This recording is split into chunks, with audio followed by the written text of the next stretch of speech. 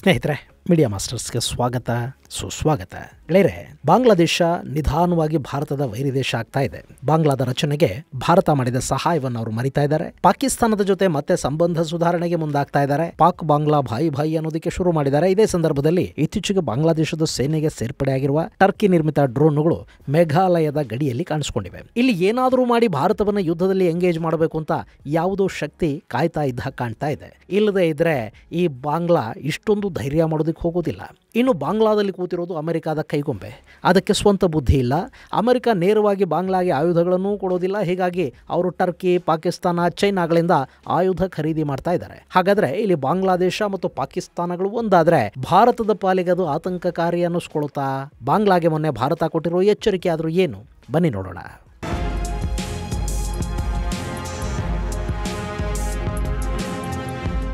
ಗೆಳೆಯರೆ, ಚೈನಾ ಏಷ್ಯಾದಲ್ಲಿ ಭಾರತದ ಶಕ್ತಿಯನ್ನು ಕುಗ್ಗಿಸಬೇಕು ಅಂತ ಬಯಸುತ್ತೆ. ಭಾರತ ಚೈನಾದ ಮಾತು ಕೇಳ್ಕೊಂಡಿರೋ ಹಾಗಾದ್ರೆ ಅಥವಾ ಕಾಂಪಿಟೇಟರ್ ಥರ ಬೆಳೆದೇ ಇದ್ರೆ ಚೈನಾಗೆ ಲಾಭ. ಇನ್ನು ಪಶ್ಚಿಮದ ದೊಡ್ಡಣ್ಣ ಅಮೆರಿಕ ಕೂಡ ಭಾರತ ಸದಾ ತನ್ನ ಮಾತು ಕೇಳ್ಕೊಂಡು ಜಪಾನ್, ಉತ್ತರ ಕೊರಿಯಾ, ಆಸ್ಟ್ರೇಲಿಯಾ ಮುಂತಾದ ದೇಶಗಳಿವೆಯಲ್ಲ ಆ ಥರ ಇದ್ದು ಬಿಡಲಿ ಅಂತ ಬಯಸುತ್ತೆ. ಇಲ್ಲಿ ಭಾರತ ಸ್ವತಂತ್ರ ಶಕ್ತಿಯಾಗಿ ಬೆಳೆಯೋದನ್ನ ಈ ಬಲಿಷ್ಠ ದೇಶಗಳು ಇಷ್ಟಪಡೋದಿಲ್ಲ. ಹೀಗಾಗಿ ಭಾರತದ ವಿರುದ್ಧ ಅಮೆರಿಕದ ಡೀಪ್ ಸ್ಟೇಟ್ನ ಸಂಚುಗಳು ನಡೀತಾ ಇರುತ್ತವೆ. ಈ ಡೀಪ್ ಸ್ಟೇಟ್ ಅನ್ನೋದು ಒಂದು ಭಯಾನಕ ವ್ಯವಸ್ಥೆ. ಇದು ತನ್ನ ಕಾರ್ಯಸಿದ್ಧಿಗಾಗಿ ಯಾವ ಹಂತಕ್ಕೆ ಬೇಕಾದರೂ ಹೋಗುತ್ತೆ. ಅದರಲ್ಲಿ ಅಮೆರಿಕ ಸರ್ಕಾರದ ಕೈವಾಡ ಇದ್ರೂ ಅದು ನೇರವಾಗಿ ಕಾಣಿಸ್ಕೊಳ್ಳೋದಿಲ್ಲ. ತನ್ನ ಅಗತ್ಯಕ್ಕೆ ಯಾರನ್ನ ಬೇಕಾದರೂ ಈ ಡೀಪ್ ಸ್ಟೇಟ್ ಬಳಸ್ಕೊಳ್ಳುತ್ತೆ. ಭಾರತದ ವಿರುದ್ಧ ಚೈನಾನ ಬಳಕೆ ಮಾಡುತ್ತೆ. ಚೈನಾದ ವಿರುದ್ಧ ಭಾರತವನ್ನು ಬಳಕೆ ಮಾಡಿಕೊಳ್ಳೋ ಪ್ರಯತ್ನವನ್ನು ಮಾಡುತ್ತೆ. ಡೀಪ್ ಸ್ಟೇಟ್ಗೆ ಒಂದು ದೇಶ, ಒಂದು ಸರ್ಕಾರ, ಭೌಗೋಳಿಕ ಗಡಿಗಳು ಇವ್ಯಾವೂ ಕೂಡ ಅನ್ವಯ ಆಗೋದಿಲ್ಲ. ಈಗ ಭಾರತದ ವಿರುದ್ಧ ಕೂಡ ಇದೇ ಥರದ ಷಡ್ಯಂತ್ರ ಬಾಂಗ್ಲಾ, ಪಾಕ್, ಚೈನಾಗಳ ಮೂಲಕ ಮಾಡಿಸಲಾಗ್ತಾ ಇದೆಯಾ? ಇಂಥ ಅನುಮಾನಗಳಿಗೆ ಕಾರಣ ಆಗ್ತಾ ಇರೋದು ಬಾಂಗ್ಲಾದೇಶದ ನಡೆ. ಮೊನ್ನೆ ಬಾಂಗ್ಲಾದೇಶದ ಡ್ರೋನುಗಳು ಭಾರತದ ಗಡಿಯಲ್ಲಿ ಕಾಣಿಸ್ಕೊಂಡಿವೆ. ಇನ್ನೊಮ್ಮೆ ಈ ಥರದ್ದೇನಾದರೂ ಆದರೆ ನಿರ್ದಾಕ್ಷಿಣ್ಯವಾಗಿ ನಿಮ್ಮ ಡ್ರೋನುಗಳನ್ನು ಹೊಡೆದು ಕೆಡುತ್ತೀವಿ ಅಂತ ಭಾರತ ಬಾಂಗ್ಲಾಗೆ ಎಚ್ಚರಿಕೆಯನ್ನು ಕೊಟ್ಟಿದೆ. ಬಾಂಗ್ಲಾ ಪಾಕಿಸ್ತಾನದಿಂದ ಆಯುಧಗಳನ್ನ, ಉಗ್ರರನ್ನ ತನ್ನ ನೆಲಕ್ಕೆ ಇಂಪೋರ್ಟ್ ಮಾಡಿಕೊಳ್ತಾ ಇರುವ ಸುದ್ದಿಗಳು ಕೂಡ ಬರ್ತಾ ಇವೆ. ಜೊತೆಗೆ ಚೈನಾದ J-10 ಯುದ್ಧ ವಿಮಾನಗಳನ್ನು ಕೂಡ ಬಾಂಗ್ಲಾ ಖರೀದಿ ಮಾಡ್ತಾ ಇದೆ. ಹಾಗೆ ನೋಡಿದ್ರೆ ಬಾಂಗ್ಲಾದೇಶ ಗಡಿ ಹಂಚಿಕೊಳ್ಳೋದು ಭಾರತ ಮತ್ತು ಮ್ಯಾನ್ಮಾರ್ಗಳ ಜೊತೆ. ಹೀಗಾಗಿ ಅವರು ಆಯುಧಗಳ ಮೇಲೆ ಹೆಚ್ಚು ಹಣ ಹೂಡಬೇಕಾದ ಅಗತ್ಯನೇ ಇಲ್ಲ. ಆದರೂ ಬಾಂಗ್ಲಾ ತನ್ನ ಆಯುಧ ಭಂಡಾರವನ್ನ ತುಂಬಿಕೊಳ್ಳೋದಕ್ಕೆ ಹೋಗ್ತಾ ಇರೋದು, ಅದು ಕೂಡ ತಿನ್ನೋದಕ್ಕೆ ಅನ್ನ ಇಲ್ಲದ ಸಮಯದಲ್ಲಿ, ಖಜಾನೆ ಖಾಲಿಯಾಗಿರೋ ದಿನಗಳಲ್ಲಿ ಆಯುಧ ಖರೀದಿಗೆ ಮುಂದಾಗ್ತಾ ಇರೋದು ಭಾರತವನ್ನು ಕೆಣಕೋ ಪ್ರಯತ್ನದ ಭಾಗ ಮತ್ತು ಅವರಿಗೆ ಆಯುಧಗಳಿಗಾಗಿ ಯಾವುದೋ ಶಕ್ತಿ ಸಹಾಯ ಮಾಡ್ತಾ ಇದೆ ಅನ್ನೋದು ಇಲ್ಲಿ ಸ್ಪಷ್ಟ ಆಗುತ್ತೆ. ಇನ್ನು ಬಾಂಗ್ಲಾದೇಶ, ಚೈನಾ ಹಾಗೂ ಪಾಕಿಸ್ತಾನಗಳು ಒಂದಾಗಿ ಇಲ್ಲಿ ಭಾರತದ ವಿರುದ್ಧ ಮುಗಿಬೀಳುತ್ವಾ? ಗೆಳೆಯರೆ, ಚೈನಾ ಆ ದುಸ್ಸಾಹಸಕ್ಕೆ ಸದ್ಯಕ್ಕೆ ಕೈ ಹಾಕೋದಿಲ್ಲ. ಯಾಕೆಂದ್ರೆ ಇಲ್ಲಿ ಭಾರತದ ವಿರುದ್ಧ ಚೈನಾ ಯುದ್ಧಕ್ಕೆ ನಿಂತರೆ ಅವರ ಅಷ್ಟೂ ಶತ್ರುಗಳು ಭಾರತದ ಪರ ನಿಂತ್ಕೋತಾರೆ. ದಕ್ಷಿಣ ಚೀನಾ ಸಾಗರದಲ್ಲಿ ಹಿಡಿತವನ್ನು ಚೈನಾ ಕಳ್ಕೋಬೇಕಾಗಿ ಬರುತ್ತೆ ಅನ್ನೋದು ಚೈನಾಗೆ ತುಂಬಾ ಚೆನ್ನಾಗಿ ಗೊತ್ತಿದೆ. ಹೀಗಾಗಿ ಚೈನಾ ಆ ಮೂರ್ಖತನಕ್ಕೆ ಕೈ ಹಾಕೋದಿಲ್ಲ. ಚೈನಾ ಒಂದೇ ಅಲ್ಲ, ಯಾವ ಬಲಿಷ್ಠ ದೇಶ ಕೂಡ ನೇರವಾಗಿ ಇನ್ನೊಂದು ದೇಶದ ಜೊತೆ, ಅದರಲ್ಲೂ ಅಣುಶಕ್ತ ದೇಶದ ಜೊತೆ ಯುದ್ಧ ಮಾಡಬೇಕು ಅಂತ ಅಂದ್ಕೊಳ್ಳೋದಿಲ್ಲ. ಅದರಿಂದ ಆಗೋ ನಷ್ಟ ಏನು ಅನ್ನೋದು ಅವರಿಗೆ ಗೊತ್ತಿರುತ್ತೆ. ಆದರೆ ಹಿಂದೆ ನಿಂತು ಆಟ ಕಟ್ಟೋ ಕೆಲಸವನ್ನ, ಬೇರೆಯವರ ಹೆಗಲ ಮೇಲೆ ಬಂದೂಕಿಡೋ ಕೆಲಸವನ್ನು ಅವರು ಮಾಡ್ತಾರೆ. ಇನ್ನು ಬಾಂಗ್ಲಾ ಮತ್ತು ಪಾಕಿಸ್ತಾನ ಎರಡು ಒಟ್ಟಾದ್ರೆ ಭಾರತಕ್ಕೆ ಅಪಾಯ ಇದೆಯಾ? ಸಾಮಾನ್ಯವಾಗಿ ಎರಡು ದೇಶಗಳು ಒಂದೇ ಬಾರಿಗೆ ಎರಡೆರಡು ಕಡೆಗಳಿಂದ ಯುದ್ಧಕ್ಕಿಳಿದ್ರೆ ಅವರ ಕೈ ಮೇಲಾಗುತ್ತೆ ಅಂತ ಅನ್ಸೋದು ಸಹಜ. ಆದ್ರೆ ನಾವು ಬಲಿಷ್ಠವಾಗಿದ್ರೆ ಎರಡಲ್ಲ 6 ಕಡೆಗಳಿಂದ ಶತ್ರುಗಳು ಮೇಲೆ ಬಿದ್ದರೂ ಹೆದರಬೇಕಾದ ಅಗತ್ಯ ಇಲ್ಲ. ಅಷ್ಟೂ ಶತ್ರುಗಳನ್ನ ಮಟ್ಟ ಹಾಕಿಬಿಡಬಹುದು ಅನ್ನೋದನ್ನ ಇಸ್ರೇಲ್ ಅರಬ್ ಯುದ್ಧದಲ್ಲಿ ನೋಡಿದೀವಿ. ಮೊನ್ನೆ ಕೂಡ ಹಮಾಸ್, ಹೆಜ್ಬುಲ್ಲಾ, ಇರಾನ್, ಹೌತಿ ಎಲ್ಲರನ್ನೂ ಒಟ್ಟೊಟ್ಟಿಗೆ ಎದುರಿಸಿ ಮಟ್ಟ ಹಾಕಿದ ಇಸ್ರೇಲ್ ನಮ್ಮ ಕಣ್ಣು ಮುಂದಿದೆ. ಭಾರತಕ್ಕೆ ಕೂಡ ಅದು ಕಷ್ಟ ಏನಲ್ಲ. ಹಾಗೆ ಹೇಳೋದಕ್ಕೆ ಕಾರಣ ನಮ್ಮ ಏರ್ ಡಿಫೆನ್ಸ್ ಹಾಗೂ ಏರ್ ಸುಪೀರಿಯಾರಿಟಿ.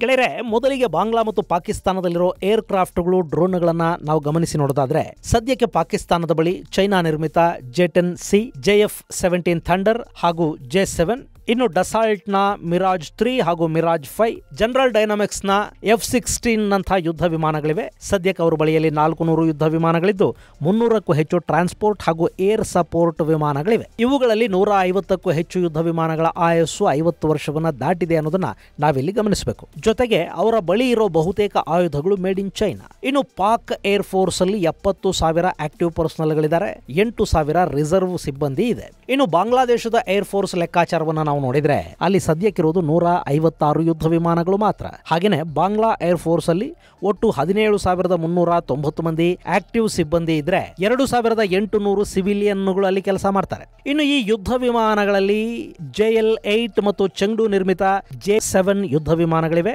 ಇದರ ಜೊತೆಗೆ ಈಗ ಬಾಂಗ್ಲಾದೇಶ J-10C ಕಾಂಬ್ಯಾಟ್ ಯುದ್ಧ ವಿಮಾನಕ್ಕೆ ಕೂಡ ಆರ್ಡರ್ ಅನ್ನು ಕೊಟ್ಟಿದೆ. ಅವು ಬಾಂಗ್ಲಾ ತಲುಪೋದಕ್ಕೆ ಸಾಕಷ್ಟು ಸಮಯ ಬೇಕಾಗುತ್ತೆ. ಸೊ ಇಷ್ಟು ಯುದ್ಧ ವಿಮಾನಗಳನ್ನ, ಇಷ್ಟು ಸಿಬ್ಬಂದಿಯನ್ನ ಇಟ್ಟುಕೊಂಡು ಎರಡೂ ದೇಶಗಳು ಒಟ್ಟಾಗಿ ಭಾರತದ ಮೇಲೆ ಬಿದ್ದರೂ ಭಾರತ ಇವರನ್ನ ಧೂಳು ಕೊಡುವಿದ ಹಾಗೆ ಕೊಡುಬಿಡುತ್ತೆ. ಯಾಕೆಂದ್ರೆ ಭಾರತ ಈ ಎರಡೂ ದೇಶಗಳಿಗಿಂತ ದೊಡ್ಡದಾದ ಬಲಿಷ್ಠ ಏರ್ ಫೋರ್ಸ್ ಅನ್ನು ಹೊಂದಿದೆ. ನಮ್ಮ ದೊಡ್ಡ ಶಕ್ತಿ ಅಂದ್ರೆ ನಮ್ಮ air defence system.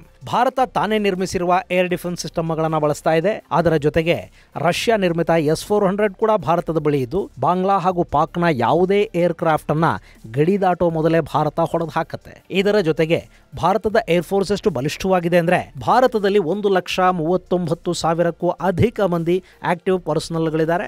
1,40,40,000 reserve force ಇದೆ.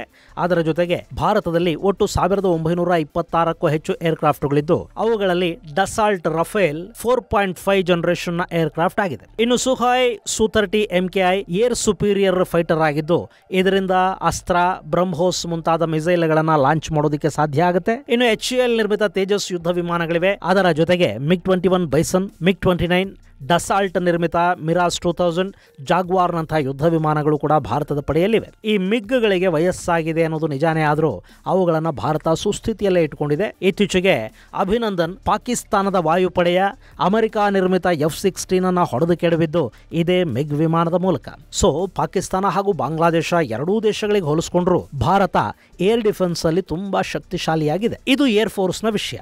ಇನ್ನು ಯುದ್ಧ ಟ್ಯಾಂಕ್ಗಳು, ಹಾವಿಟ್ಜರ್ಗಳು ಬಾಂಗ್ಲಾ ಮತ್ತು ಪಾಕಿಸ್ತಾನಗಳನ್ನ ಭಾರತದ ಗಡಿಯವರೆಗೆ ಕೂಡ ಬರೋದಕ್ಕೆ ಬಿಡದಷ್ಟು ಶಕ್ತಿಶಾಲಿಯಾಗಿವೆ. ಹಾಗೇನೆ ನಮ್ಮಲ್ಲಿ ಸೈನಿಕರ ಸಂಖ್ಯೆ ಕೂಡ ತುಂಬಾ ದೊಡ್ಡದಿದೆ. ಇದೆಲ್ಲದರ ಜೊತೆಗೆ ಪಾಕ್ ಈ ಹಿಂದೆ ಭಾರತದ ವಿರುದ್ಧ ಮಾಡಿದ್ದ 3 ಯುದ್ಧಗಳಲ್ಲಿ ಸೋಲನ್ನುಂಡಿದೆ. ಹಾಗೆ ನೋಡಿದ್ರೆ ಅವತ್ತಿಗೆ ಪಾಕಿಸ್ತಾನದ ಬಳಿ ಭಾರತಕ್ಕಿಂತಲೂ ಅತ್ಯಾಧುನಿಕ ಆಯುಧಗಳಿದ್ವು, ಟ್ಯಾಂಕ್ಗಳಿದ್ವು, ಏರ್ಕ್ರಾಫ್ಟ್ಗಳಿದ್ವು, ಎಲ್ಲ ಇದ್ದು ಕೂಡ ಪಾಕ್ ಭಾರತದ ವಿರುದ್ಧ ಸೋತಿತ್ತು. ಆದರೆ ಈಗ ಪಾಕಿಸ್ತಾನಕ್ಕಿಂತಲೂ ಅತ್ಯಾಧುನಿಕವಾದ ಬಲಿಷ್ಠ ಆಯುಧಗಳನ್ನು ಭಾರತ ಹೊಂದಿದೆ. ಇದು ಬಾಂಗ್ಲಾ ಮತ್ತು ಪಾಕಿಸ್ತಾನದ ವಿರುದ್ಧ ಭಾರತದ ಸುಪೀರಿಯಾರಿಟಿಯನ್ನು ತೋರಿಸ್ತಾ ಇದೆ. ಇನ್ನು ನಮ್ಮ ರಕ್ಷಣಾ ಬಜೆಟ್ ಕೂಡ ಆ ಎರಡು ದೇಶಗಳಿಗೆ ಹೋಲಿಸಿದ್ರೆ ತುಂಬಾ ಹೆಚ್ಚಿದೆ. ಭಾರತ $75 ಬಿಲಿಯನ್ ಅನ್ನ ರಕ್ಷಣೆಗಾಗಿ ಖರ್ಚು ಮಾಡಿದ್ರೆ ಪಾಕ್ ಖರ್ಚು ಮಾಡೋದು ಕೇವಲ $10 ಬಿಲಿಯನ್ ಮಾತ್ರ. ಹೀಗಾಗಿ ಸೇನೆ ಹಾಗೂ ಏರ್ಕ್ರಾಫ್ಟ್ಗಳ ವಿಷಯದಲ್ಲಿ ಭಾರತವನ್ನ ಈ ಎರಡೂ ದೇಶಗಳು ಒಟ್ಟಾದರೂ ಕೂಡ ಏನು ಮಾಡೋದಕ್ಕೆ ಸಾಧ್ಯ ಆಗೋದಿಲ್ಲ.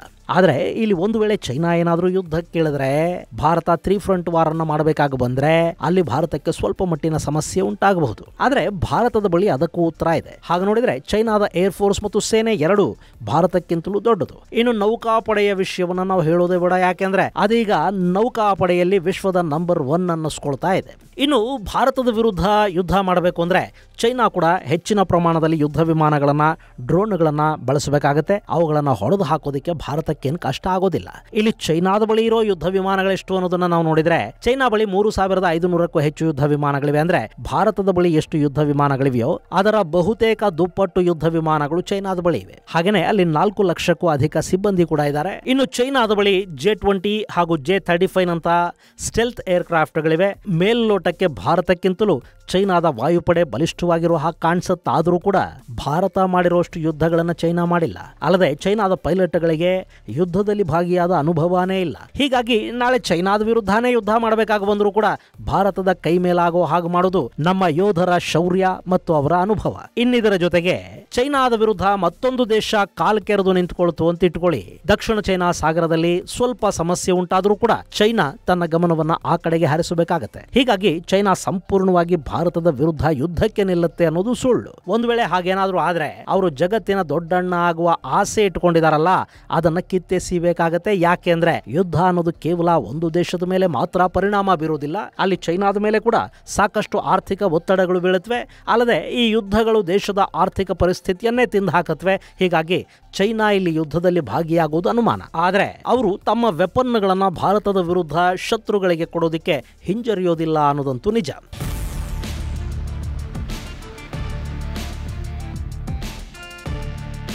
ಇನ್ನು ಅಮೆರಿಕ ಮತ್ತು ಚೈನಾಗಳ ಮಾತು ಕೇಳಿ ಬಾಂಗ್ಲಾದ ನೋಬೆಲ್ ಯೂನಸ್ ಸರ್ಕಾರ ಈಗ ಭಾರತದ ವಿರುದ್ಧ ಮಸಲತ್ತನ್ನ ಮಾಡ್ತಾ ಇದೆ. ಭಾರತ ಏನಿಲ್ಲಿ ಸುಮ್ಮನೆ ಕೂತಿಲ್ಲ. ಬಾಂಗ್ಲಾದ ಒಂದು ಬದಿಯಲ್ಲಿ ಅರಕನ್ ಸೇನೆ ಕೂತಿದೆ, ಪಾಕಿಸ್ತಾನದ ಮತ್ತೊಂದು ಬದಿಯಲ್ಲಿ ತಾಲಿಬಾನ್ ಇದೆ, ಮಗದೊಂದು ಕಡೆ ಬಲೂಚ್ ಲಿಬರೇಷನ್ ಆರ್ಮಿ ಆಕ್ಟಿವ್ ಆಗಿದೆ. ಭಾರತದ ಜೊತೆ ಯುದ್ಧಕ್ಕೆ ನಿಂತರೆ ಬಾಂಗ್ಲಾ ಹಾಗೂ ಪಾಕ್ ಎರಡು ಈ ಬಾರಿ ಮತ್ತೆ ಹೋಳಾಗಿ ಹೋಗುತ್ತವೆ. ಅದನ್ನ ಮಾಡೋದಕ್ಕೆ ಭಾರತ ಎಲ್ಲ ರೀತಿಯಲ್ಲೂ ಸಿದ್ಧ ಆಗಿದೆ. ಉಳಿದದ್ದು ಅವರವರ ಹಣೆ ಬರಹ ಅಷ್ಟೇ. ಇದು ಗೆಳೆಯರೆ ಏರ್ ಸುಪೀರಿಯಾರಿಟಿಗೆ ಸಂಬಂಧಪಟ್ಟ ಹಾಗೆ ಬಾಂಗ್ಲಾ, ಪಾಕ್, ಚೈನಾ ಹಾಗೂ ಭಾರತಗಳ ಒಂದಷ್ಟು ಮಾಹಿತಿ. ಮುಂದಿನ ಸಂಚಿಕೆಯಲ್ಲಿ ಮತ್ತಷ್ಟು ವಿಶೇಷಗಳ ಜೊತೆ ಮತ್ತೆ ಭೇಟಿಯಾಗೋಣ. ಅಲ್ಲಿವರೆಗೆ ಜೈ ಹಿಂದ್, ಜೈ ಕರ್ನಾಟಕ.